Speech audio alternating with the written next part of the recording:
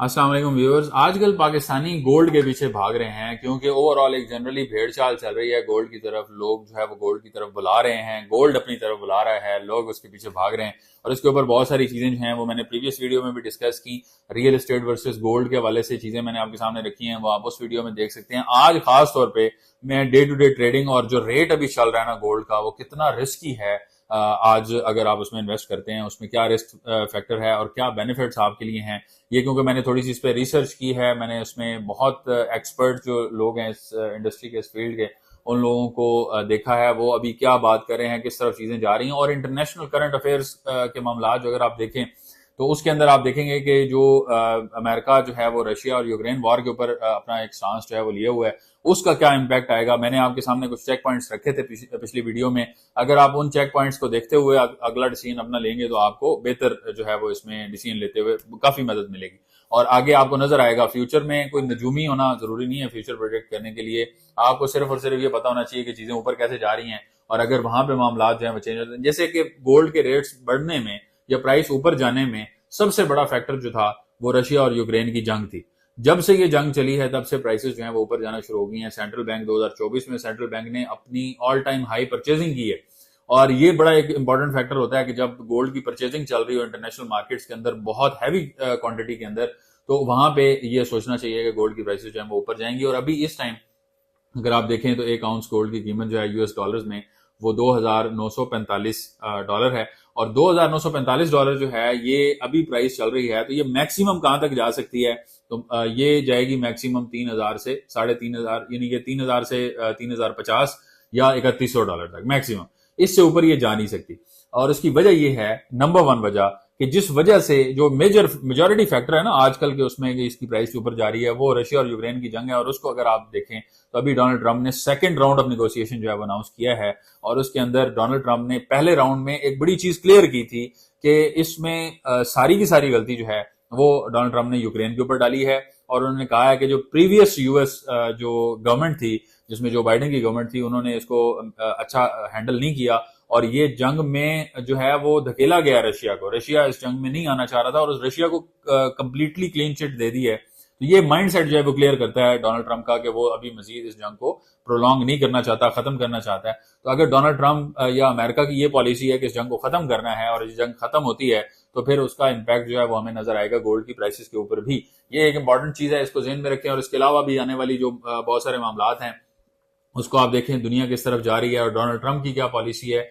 ये जो मईशत के हवाले से जितनी भी चीजें होती हैं उसकी स्टेबिलिटी के लिए अगर कोशिशें हो रही हों, तो उसमें कोई भी दुनिया की ताकत ये नहीं चाहती कि दुनिया में किसी भी खित्ते के अंदर जो है वो जंग चल रही हो। तो अगर जंग बंदी का सिलसिला शुरू होगा तो गोल्ड की प्राइस के अंदर फर्क आएगा और ये प्राइस जो है वो नीचे आएगी। अभी 3,08,000 पर तोला पाकिस्तान में 24 कैरेट का रेट चल रहा है। और अगर आप इसको देखें कि ये सेकेंड राउंड ऑफ नेगोशिएशन जो है ये सक्सेसफुल होता है, तो आप देखेंगे कि महीने 1.5-2 महीने के अंदर गोल्ड की प्राइस जो है वो 2,80,000 से भी नीचे आ सकती है। तो इस हवाले से इंतहाई मोहतात रह के करने की जरूरत है। अगर आप इसमें इन्वेस्टमेंट कर रहे हैं, डे टू डे ट्रेडर्स अपना पैसा बना के निकल जाएंगे, क्योंकि उन्होंने बहुत कम कीमत में खरीदा हुआ है। आप 3,08,000 पे खरीदेंगे, आपको नुकसान हो सकता है। बहरहाल इस हवाले से एहतियात रखें। लॉन्ग टर्म में कोई भी इन्वेस्टमेंट करता है ना, अगर वो गोल्ड में करे या रियल एस्टेट में करे, उसको कभी भी नुकसान नहीं होता। अगर आप गोल्ड में अब भी इन्वेस्ट करते हैं, 3,08,000 उठा लेते हैं और आप 10 साल 12 साल 15 साल के लिए रख देते हैं, आपको कभी नुकसान नहीं होगा।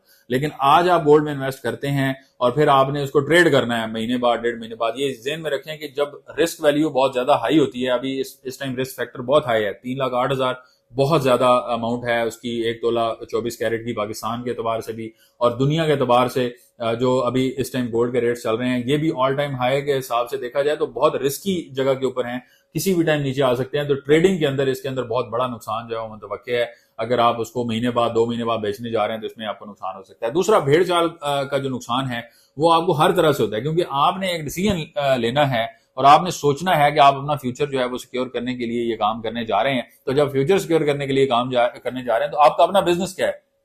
یا تو آپ گولڈ کا کام کرتے ہیں تو اس کے لیے آپ کو میری ضرورت نہیں ہے, میں گولڈ کا ایکسپرٹ نہیں ہوں, آپ گولڈ کا ایکسپرٹ ہیں, آپ نے 15 سال اس مارکیٹ میں لگائے ہوئے ہیں, آپ کو پتا ہے گولڈ کس طرف جا رہا ہے, آپ اپنے حساب سے اس کا ڈیسیژن جو ہے وہ لے سکتے ہیں, آپ اس کے اوپر زیادہ بہتر جو چیزیں ہیں وہ سمجھ سکتے ہیں. لیکن اگر آپ گولڈ کا کام نہیں کرتے, آپ کا اپنا بزنس ہے, آپ کا کاروبار ہے, آپ جاب کرتے ہیں, آپ منتھلی انکم جو ہے وہ اسے جنریٹ کر رہے ہیں اپنی ساری چیزوں سے, تو پھر چاہے جو مرضی کوئی ایکسپرٹ کہتا رہے, آپ کو اس چیز میں کبھی بھی کوئی فائدہ یا کوئی خیر نہیں مل سکتی. وہ جو ایکسپرٹ بات کر رہا ہے وہ اپنی ریسرچ کے مطابق کر رہا ہے, اپنے تھوڑے بہت نالج کے مطابق وہ بات کر رہا ہے, اور وہ غلط بھی ہو سکتی ہے.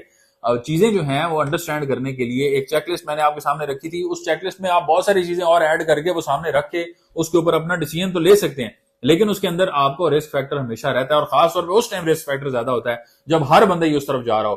میں جب اپنے اسکول میں تھا تو بہت سارے لوگ جو ہے, ابھی ہم نے کالج میں جانا تھا اور میٹرک کے پیپرز وغیرہ دے رہے تھے, تو لوگ جو ہے وہ انجینئرنگ کی طرف جا رہے ہیں, کچھ میڈیکل کی طرف جا رہے ہیں, اور اسی کا وہ تھا ڈاکٹر بننا ہے, انجینئر بننا ہے, ڈاکٹر بننا ہے, انجینئر بننا ہے. جب میں نے I C S computer science choose کیا, جب میں آئی سی ایس کر رہا تھا تو اب آئی سی ایس کمپلیٹ ہونے والا ہے, اور اس کے بعد جو ہے وہ لوگ آٹومیٹک اچانک سے کیا ہوا کہ لوگ بی بی اے کی طرف جانا شروع ہو گئے. یہ بہت بڑا ایک بوم آیا پاکستان میں کہ جی بی بی اے آنرز کی ڈگری آ گئی ہے, اور ہم نے بی بی اے نہ کیا تو دنیا جو ہے وہ بہت آگے نکل جائے گی. ہر بندہ بی بی اے کر رہا ہے, ہر کالج میں بی بی اے کی ڈگریز جو ہیں وہ ہو رہی ہیں, اور مطلب لاکھوں بندوں نے اچانک سے بی بی اے کر لیا, اتنی جابز اویلیبل نہیں تھیں, اور پھر وہ بی بی اے کی ڈگری لے کے لوگ جو ہے وہ اب انجینئرز کی ڈگری لینے والے ڈیجیٹل مارکیٹنگ کر رہے ہیں. میرے بہت اچھے دوست ہیں حسنین بھائی, وہ ابھی ماشاءاللہ موبائل گیمز اینڈ ایپس کے اوپر بہت اچھا کام کر رہے ہیں. وہ مطلب کوئی بھی انجینئر اتنی ریونیو نہیں جنریٹ کر سکتا جو وہ ریونیو جنریٹ کر رہے ہوں گے اپنے لیے, اور کر رہے ہیں ماشاءاللہ.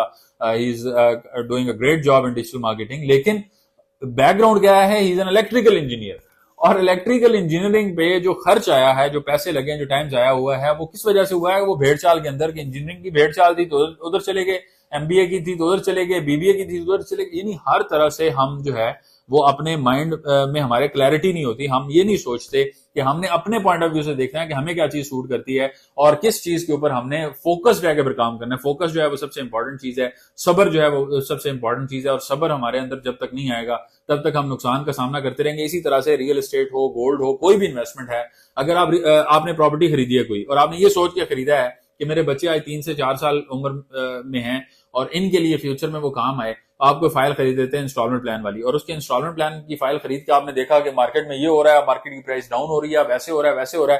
میں نے آپ کو 30 سال کی ایک اسیسمنٹ بتائی تھی 1995 سے 2025 تک, اور اس کے اندر آپ کو میں نے بتایا کہ 1995 میں 1 لاکھ روپے قیمت تھی پراپرٹی کی, آج پراپرٹی کی قیمت جو ہے اسی پراپرٹی کی 1.25 کروڑ سے 1.5 کروڑ ہے. اور درمیان میں کیا ملک میں دنیا میں حالات خراب نہیں ہوئے؟